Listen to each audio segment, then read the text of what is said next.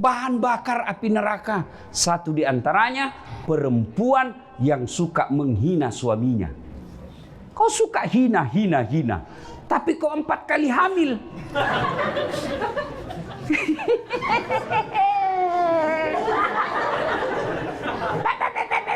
Hamil lagi. Enak ndak hamil, Ibu? Enak ndak? Menderita? Iya. Kenapa kau ulang-ulang?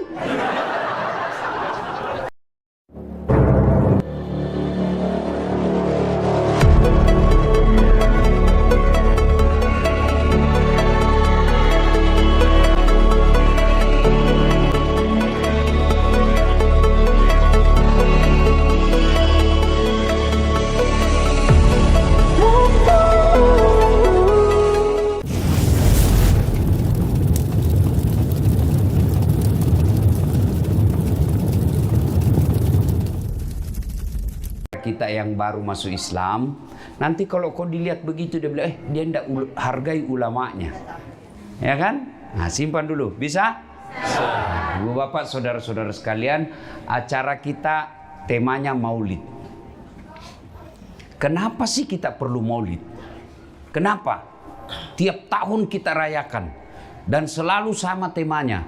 Dengan hikmah Maulid kita teladani Nabi. Dari Sabang sampai Merauke saya ceramah Maulid sampai kemana-mana sama temanya. Meneladani Nabi. Iya toh? Kenapa? Kita mau teladani Nabi. Adik-adik, saya tanya ini.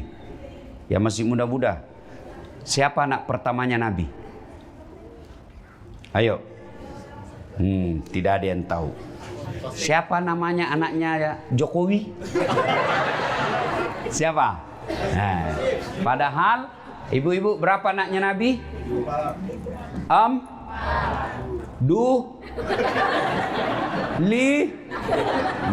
Itu ini pentingnya.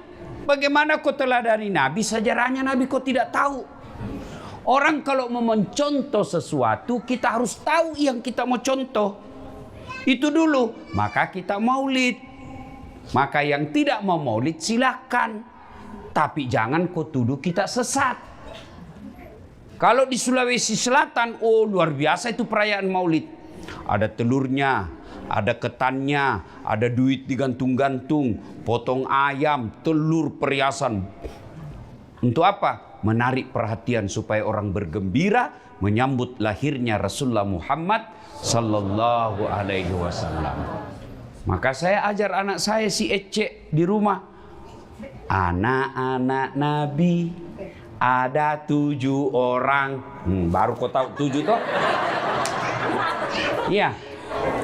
3 laki-laki, 4 perempuan. Pertama Qasim, Abdullah, Ibrahim, Zainab, Ruqayyah, Ummu Kalsum, Fatimah. Itu ajarkan anakmu. Lagu-lagu seperti itu. Tidak usah lagu Cikampek, Tasikmalaya. Apa beling-beling? Apa gunanya itu Cikampek? Ya, jelas. Nah, karena waktu yang terbatas, kita tidak bisa cerita secara detail sejarah kehidupan Nabi. Yang ringkas saja. Pernah Nabi diusir dari Mekah. Rapatlah kafir Quraisy waktu itu.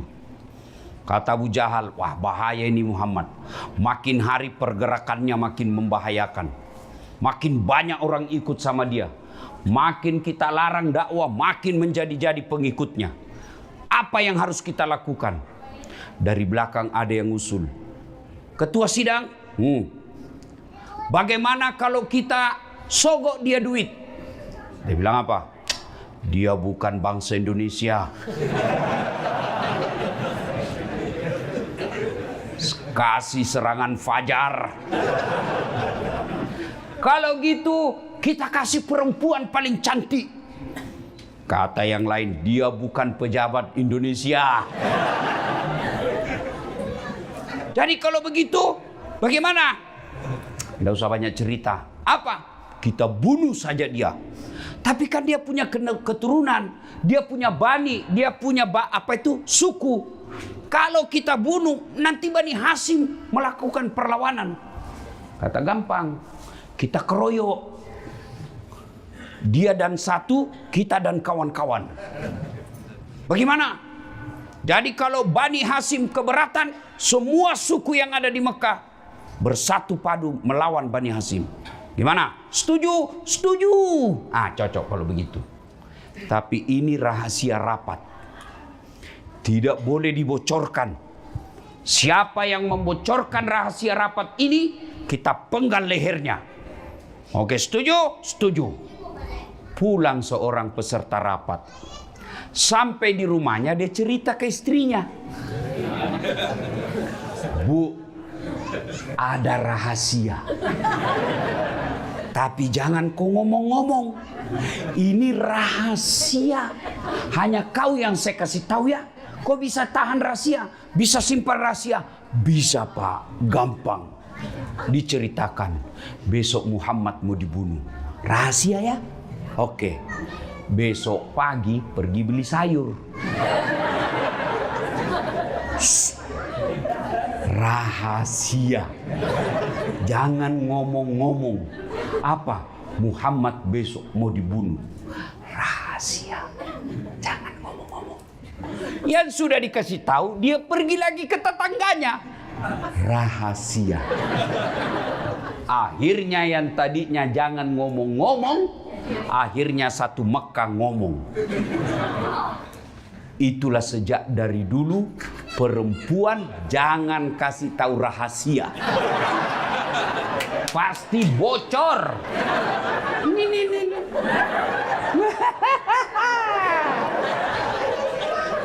Ustadznya aja digosip. Itu tadi ada saya dengar, itu juga bajunya yang sute-juteo. Udah, ya toh? Kumpul begini, 1 jam pengajian, 1,5 jam gosip. Pulang dia tidak langsung pulang itu. Nanti cerita. Siapa yang dicerita? Yang duluan pulang. Maka sebaiknya supaya ibu tidak dicerita temanmu, sama-sama kau pulang. Kalau ada yang duluan pulang, kaulah yang jadi korban gosip. Dia masuk pengajian itu dilihat itu dari kepala sampai ke bawah. Apa?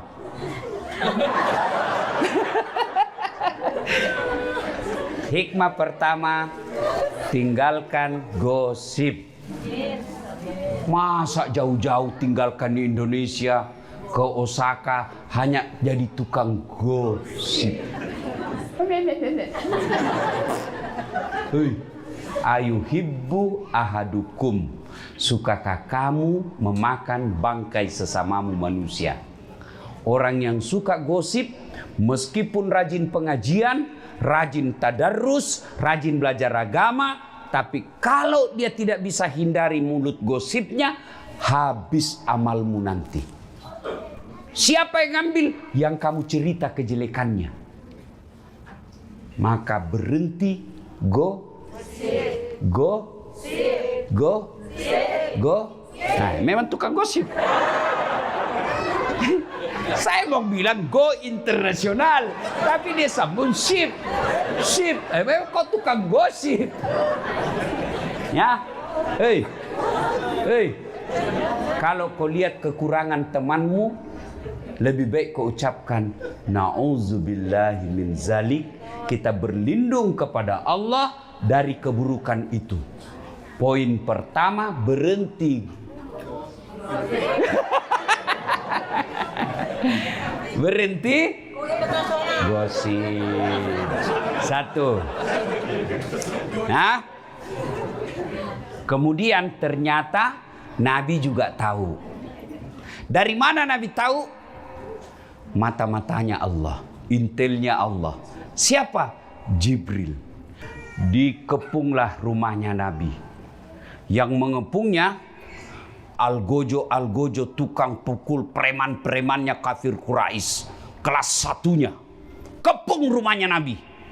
Riwayat mengatakan kucing pun lewat pasti kelihatan. Tapi Allah turunkan perintah, lalu Allah memerintahkan Muhammad sallallahu alaihi wasallam untuk membaca satu kepingan ayat dalam Al-Quran. Nabi lewat, tidak ada yang bisa melihatnya. Ada yang tahu ayat itu? Apa bunyinya? Jangan Pak Ustaz, pasti sudah tahu. Ibu-ibu apa? Waja'alna min baini saddang wa min halfihim fa'agsaynahum fahum. Nabi lewat, tidak ada yang bisa melihatnya. Inilah yang dia baca mahasiswa saya ketika ada razia polisi lalu lintas. Ada polisi. Waja'alna min baini aydihim wa min halfihim fa'agsaynahum fahum. Lewat, ditilang. Dia datang sama saya, kau pembohong Ustaz. Maksudmu apa? Saya baca itu ayat, saya ditilang. Bukan ayat yang salah, kau yang goblok. Pasti kau ditilang karena kau tidak pakai helm.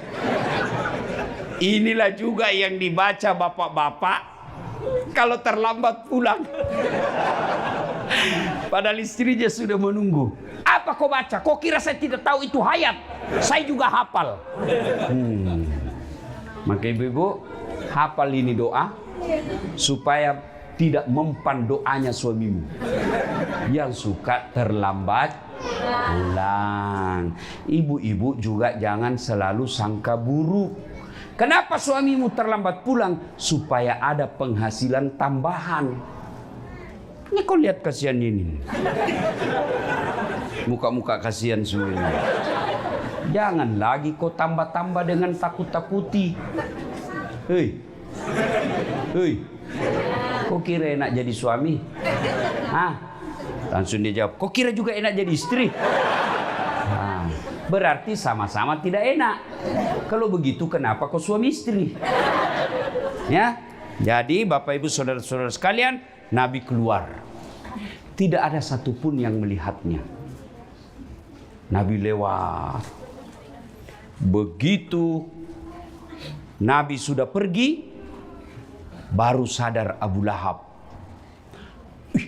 Terbangun mereka. Hai, sergap, masuk. Dibongkar pintunya Nabi, dobrak. Pak. Siapa yang didapati tempat tidurnya Nabi? Ali bin Abi Thalib, sepupu sekalinya Nabi, yang kemudian juga menjadi menantunya Nabi. Ya, sudah. Kemudian disergap, ditarik lehernya Ali bin Abi Thalib. Aina Muhammad? Mana Muhammad? Mana Muhammad? Saya juga tidak tahu. Akhirnya mereka keluar dari rumah Nabi. Lalu Abu Lahab bikin pidato.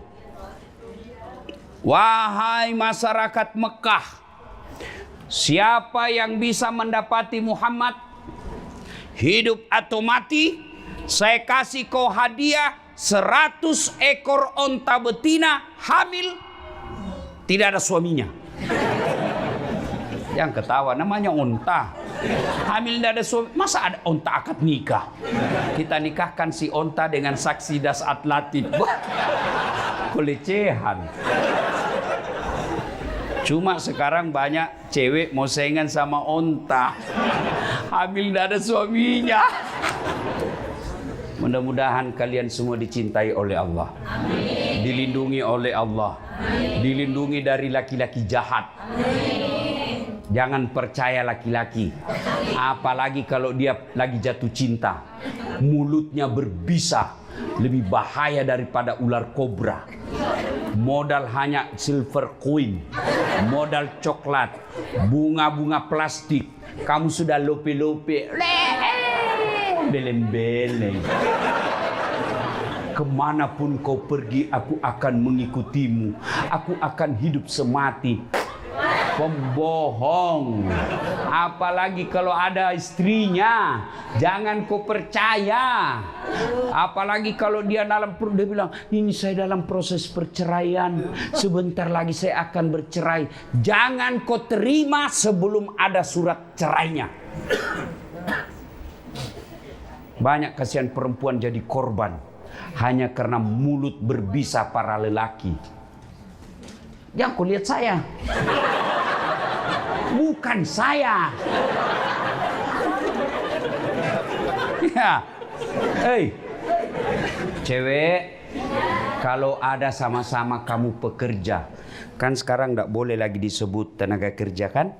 Sekarang disebut pekerja imigran. Pekerja PMI, pekerja migran Indonesia. Tak boleh lagi disebut tenaga kerja. Ya. Maka kalian jauh-jauh tinggalkan tanah air. Lalu kau pacaran. Kau pacaran hanya berzina. Kasihan, lebih baik kau suruh lamar dia. Kalau betul kau sayang sama saya, kau pulang ke Indonesia, lamar saya baik-baik. Mahal pulang kampung, kau video call sama orang tua saya. Lamar saya sebagai wanita terhormat. Begitu. Kalau kau tidak lamar saya dalam waktu sepekan, apa boleh buat? Kita putus. Kau kira cuma kau laki-laki? Banyak yang ngantri. Cuma karena kau sudah belikan adekku motor?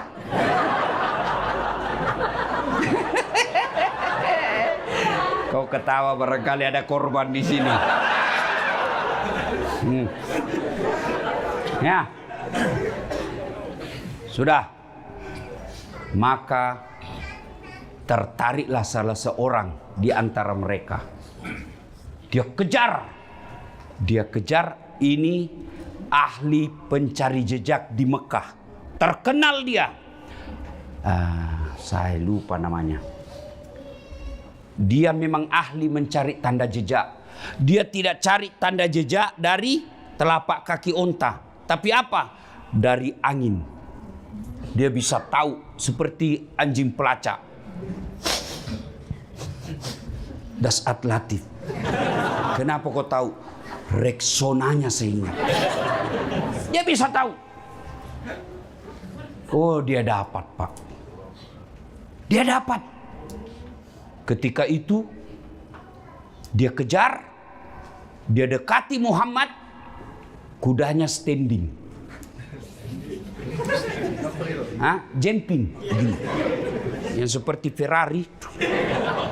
Jatuh. Dia naik lagi ke kudanya, jatuh lagi. Naik lagi, jatuh lagi sampai 3 kali.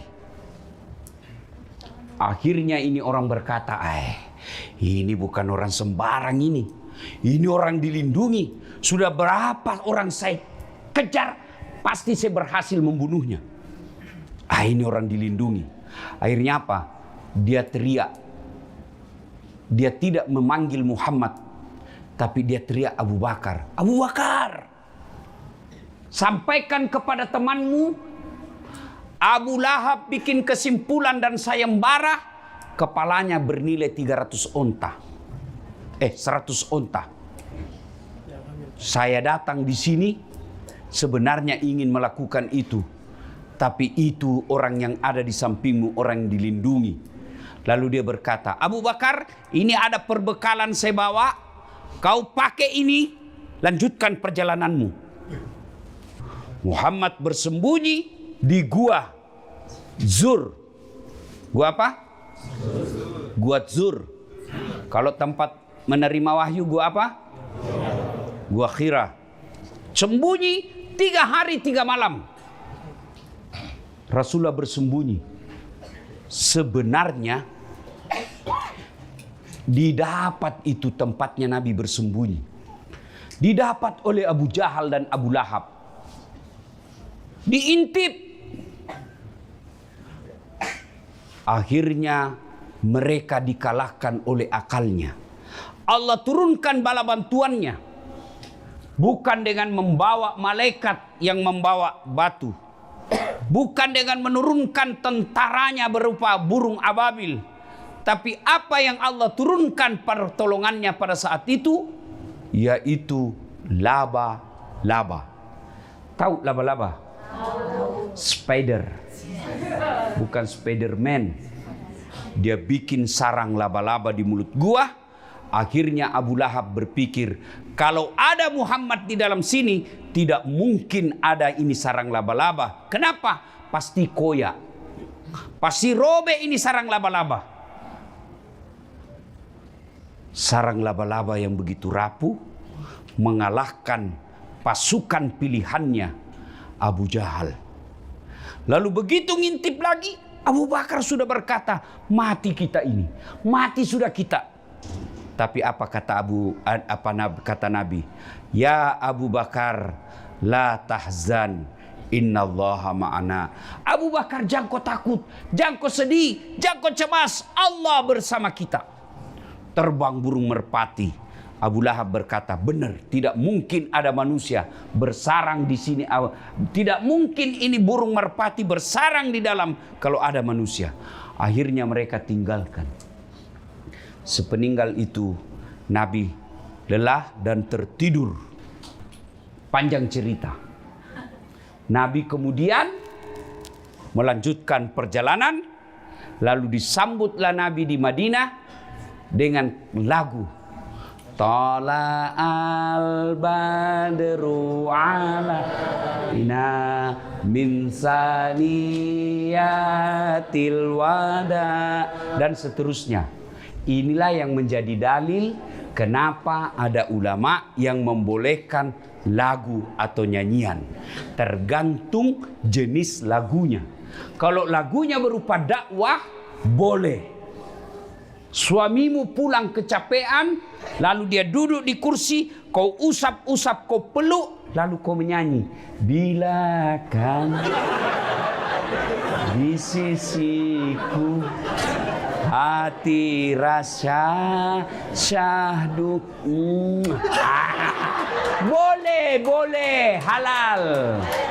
Hah? Capek, suamimu marah-marah, kamarmu berantakan, kau buka bajumu. Lalu kepeluk lagi sambil menyanyi. Insaplah. Wah. Boleh. Ya. Tapi lagu-lagu alamat palsu ini jangan, haram. Pikiranku tak dapat ku mengerti, kaki di kepala, kepala di kaki. Pantas kodongo. Kepalamu kau simpan di kakimu, kakimu di kepala. Anda jangan, ndak usah nyanyi seperti itu. Ya. Hei. Nah, apa hikmah dari kisah itu? Abu Bakar Siddiq begitu cintanya kepada Rasulullah, sehingga Allah memberikan hadiah kepada Abu Bakar Siddiq. Disebut namanya dalam Quran, meskipun tidak disebut secara tertulis Abu Bakar Siddiq, tetapi disebutkan lelaki yang bersamanya. Dialah Abu Bakar Siddiq. Apalagi penghormatan Allah kepada Abu Bakar Siddiq, Nabi kemudian bersabda, ada 10 sahabat Nabi yang pasti dijamin masuk surga. Satu di antaranya adalah Abu Bakar Siddiq. Kenapa? Karena cintanya kepada Rasulullah Muhammad sallallahu alaihi wasallam. Sedulur saklawase. Ada orang Jawa sini? Pasti namanya Margono. Kalau dia orang Sunda, Margana. Kalian Margana orang Batak. Margana Sitorus. Ikai dia orang Batak kalau ada Sitorusnya. Memang ini ibu-ibu luar biasa, ras terkuat di bumi. Weser kanan belok kiri. Begitu dikomplain, dia bilang, kenapa kau lihat weser? Mestinya kau lihat setir saya. Mana bisa dilihat setirmu? Ya, bu, kalau mau bersama Rasulullah, maka cintailah Rasulullah Muhammad sallallahu alaihi wasallam. Bagaimana cara mencintai beliau? Gimana cara mencintai Rasulullah? Satu, amalkan sunnah dan perintahnya. Apa perintah Rasulullah? Mohon maaf, maafkan saya ibu-ibu. Kalau ibu mau bersama Rasulullah, maka perintah Nabi, muliakan suamimu. Muliakan suamimu. Jangan kau jadikan suamimu tahanan. Bawaannya ya, tidak boleh. Baru suamimu pergi kerja, di mana kau? Di mana kau?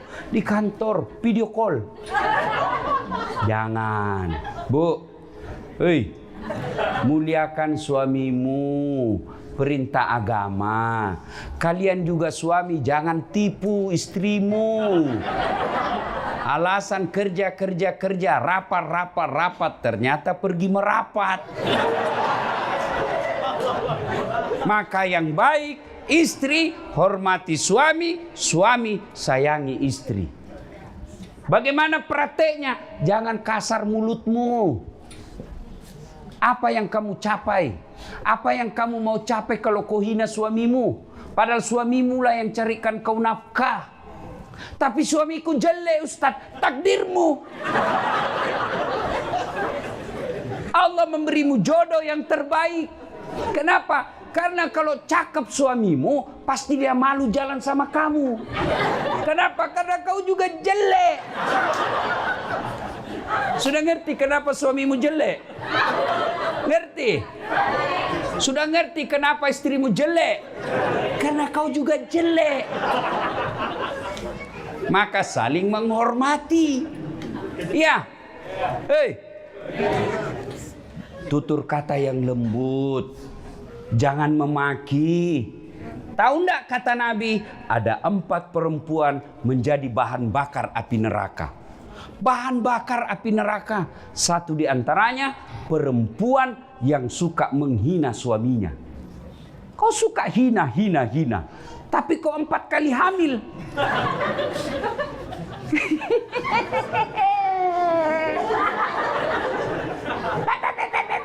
Hamil lagi. Enak enggak hamil, Ibu?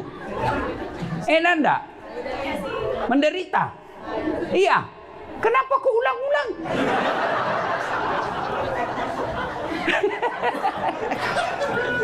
Bu, muliakan suami. Tutur kata yang lembut. Jangan menghina. Jangan memaki. Syukuri penghasilannya. Itulah istri yang soleha. Kamu juga. Jangan kau maki istrimu. Jelek. Tapi 4 kali hamil. Maka yang baik, muliakan istrimu. Kalau kau belum bisa belikan emas istrimu yang lagi di kampung, jangan kau tipu dia. Kau belum bisa belikan rumah yang mewah, jaka kau hadiahkan dengan apa? Tutur kata yang lembut. Kalau kau serumah, bayangkan istrimu tinggalkan kampung halamannya, dia ikut ke Osaka untuk apa? Mendampingimu. Bagaimana mau berkah penghasilanmu kalau istrimu yang baik selalu kau tipu? Makanya jangan sembarang kau tulis nama di HP-mu. Teman selingkuhmu kau tulis teman kerja. Kau ketawa karena ada di situ kan? Kalau kau mau, saya kasih ibu-ibu. Kalau ibu tidak percaya bahwa ada nama palsu, minta HP-nya. Berani kau kasih istrimu? Suruh pegang HP-mu 1 minggu. Berani? 5 menit aja kau sudah kena serangan jantung. Mati. Hei, ya, cinta kepada Rasulullah, muliakan istrimu, hormati suamimu. Yang kedua, muliakan orang tuamu. Itu perintah agama. Jangan sampai kau jauh-jauh merantau ke sini, lalu kau biarkan orang tuamu kosong rekeningnya. Mending kalian yang kosong rekeningmu daripada orang tuamu yang kosong rekeningnya. Jangan sampai usia orang tuamu sudah 70 tahun, tapi beliau masih cari nafkah. Sudah saatnya orang tuamu menikmati penghasilanmu. Jangan sampai kau lebih takut sama istrimu daripada sama ibumu. Ada yang takut sama istrinya di sini?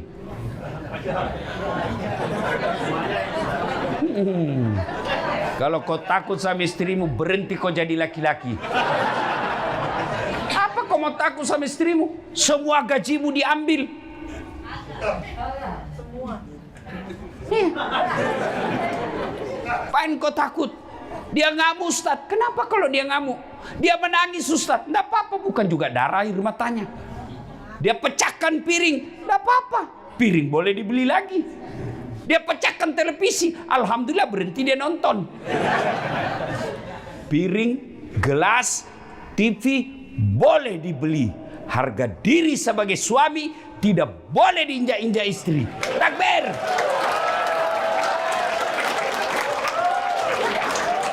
Yang takbir itulah yang takut sama istrinya. Hei, kau sampaikan kepada istrimu, kau boleh marah-marah sama saya.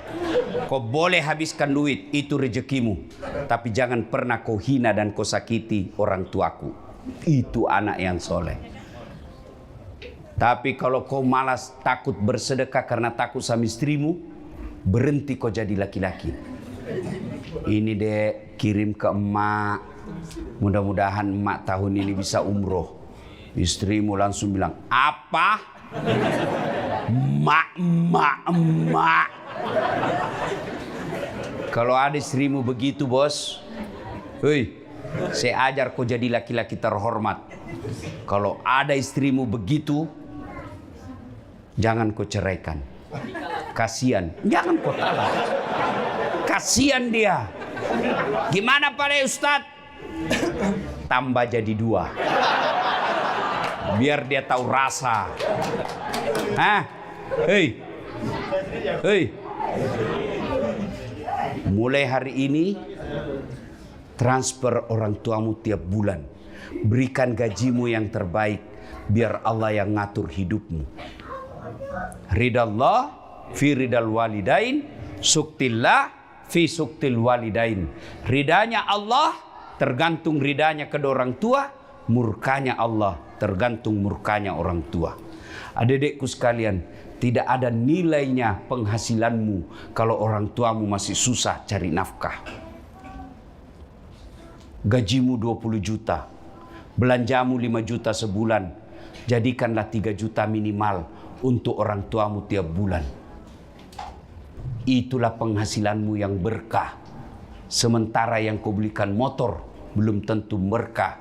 Yang kau belikan mobil belum tentu berkah. Kenapa? Kau pakai selingkuh.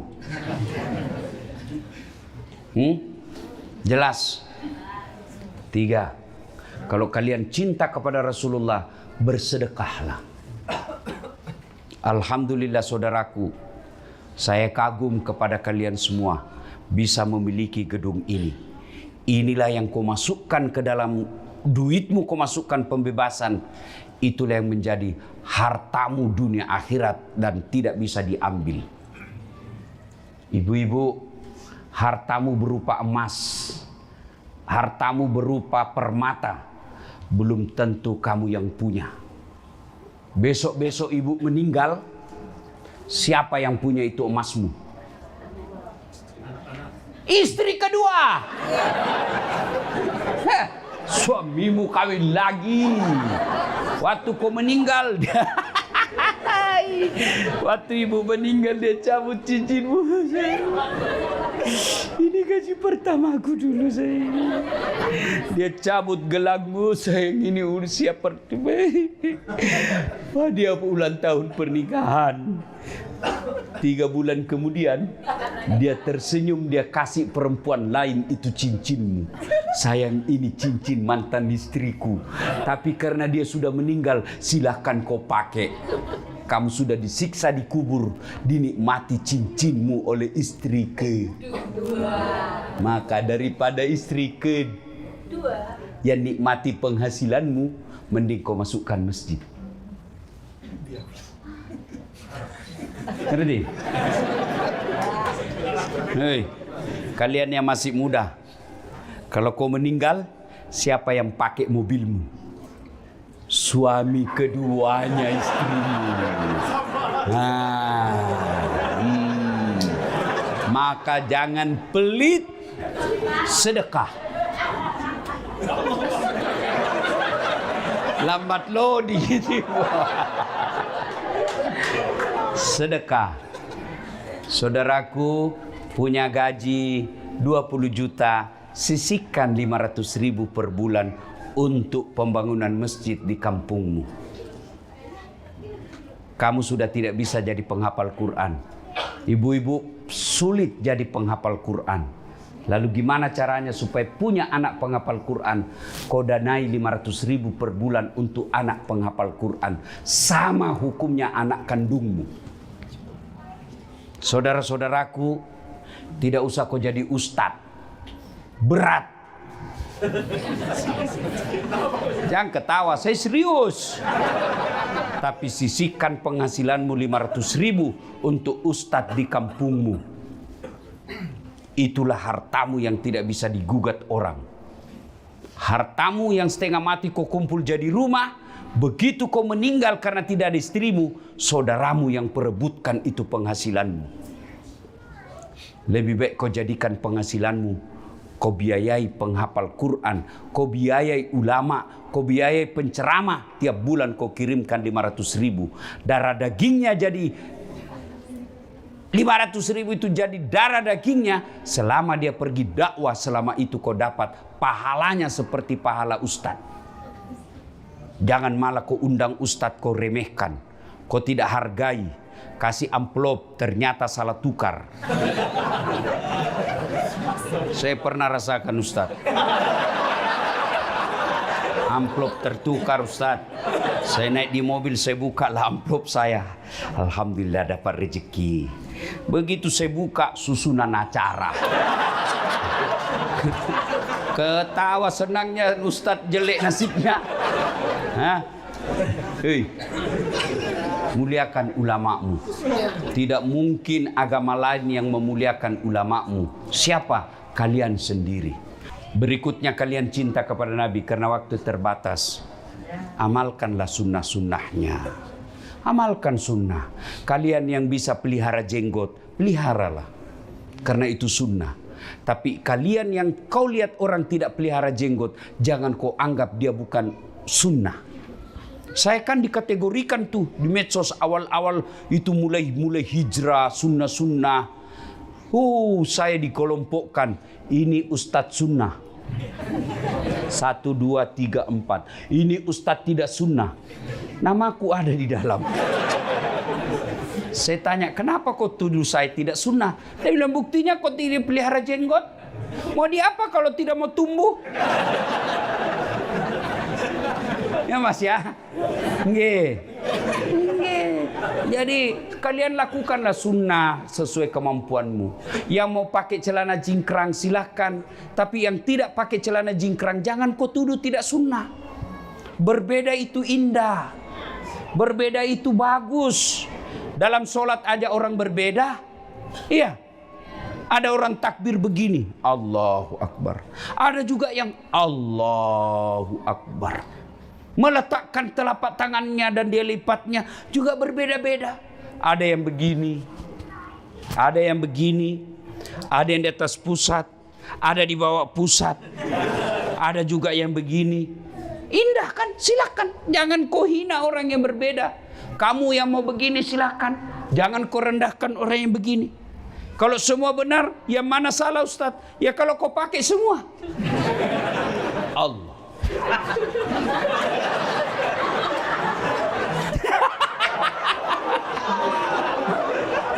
Pasti salah. Iya. Gigi aja berbeda-beda. Ada gigi seri, ada gigi taring, ada gigi geraham. Bayangkan kalau semua sama gigi kita. Semua pakai gigi geraham. Repot toh makan kacang. Ya. Bagaimana kalau semua gigi taring? Repot kan makan kangkung. Kapan habisnya? Maka diberikan oleh Allah berbeda gigi. Gigi paling depan namanya gigi seri, tujuannya memotong. Gigi masuk ke depan namanya gigi taring. Fungsinya apa? Merobek. Makanya orang makan daging begini. Tidak orang makan daging begini. Tak cabut gigimu. Masuk lagi ke dalam namanya gigi geraham. Fungsinya apa? Menghancurkan. Maka hormati perbedaan. Ya, silakan lakukan sunnah. Yang kuat Senin Kamis, laksanakan puasa Senin Kamis. Lakukan sholat tahajud, sholat duha di pagi hari. Kalau kau tidak kantor di pagi hari, jam 8 kau sholat duha. Selesai sholat duha kau berdoa, ya Allah bukakan rezekiku. Ya Allah di sini saya cari nafkah, tapi saya tidak mau mati di sini ya Allah. Saya datang ke sini cari modal. Mudah-mudahan setelah cukup modal, saya kembali ke kampungku. Saya hidupi keluargaku, saya hidupi ibuku. Saya ingin wafat bersama ibu saya. Masa si Allah tidak kabulkan? Tiap hari kau lakukan berdoa seperti itu, masa Allah tidak kabulkan? Padahal Allah sudah katakan, ud'uni astajib lakum, minta kau kepadaku, pasti saya kabulkan. 5 kali kau minta sehari, masa Allah tidak kasih? Kamu minta saja sama saya 5 kali, pasti saya kasih. Kenapa? Capek sudah saya dengar kau minta-minta. Ambil aja, capek sudah kau. Ya, saudaraku, ibu bapak, saudara-saudara sekalian, cintai Rasulullah dengan mengamalkan sunnah-sunnahnya. Termasuk sunnahnya Rasulullah adalah senyum. Sunnah.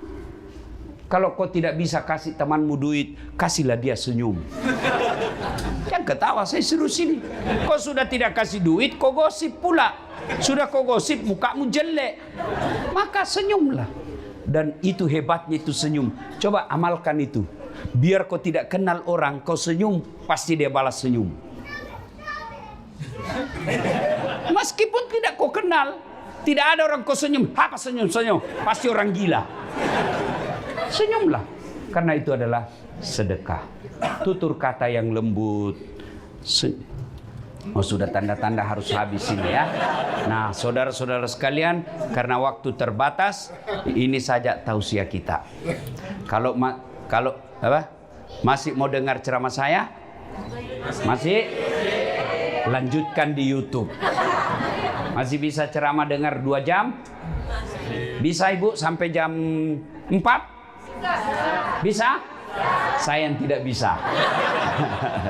Karena kita akan lanjutkan pada perjalanan dakwah yang berikutnya. Semoga Allah merahmati saudara-saudaraku sekalian. Semoga Allah melindungi kalian dalam cari nafkah di tempat ini. Tidak ada ingin mencari nafkah jauh-jauh dari tanah airnya, jauh-jauh dari keluarganya. Tapi Allah memilih kalian semua. Kenapa? Karena Allah tahu kalian mampu memikulnya. Silakan cari nafkah di sini, tapi jangan lupa kuatkan ibadah. Kalau kalian cari nafkah saja, mengabaikan sholatmu, mengabaikan ibadah, maka dunia ini tidak ada artinya di sisi Allah. Kalian akan hina mencari nafkah. Bisa jadi kalau kalian cari nafkah, menghalalkan segala cara, kalian akan menjadi pengejar dunia. Dan tahu mengejar dunia itu seperti meminum air laut. Makin diminum, makin haus. Makin diminum, makin haus. Orang yang mengejar dunia tanpa mengingat akhiratnya, maka dia akan kehilangan dunia dan kehilangan akhiratnya. Demikian, mudah-mudahan ada manfaat. Lebih dan kurangnya mohon dimaafkan. Usikum wa nafsi bitaqwallah. Assalamualaikum warahmatullahi wabarakatuh.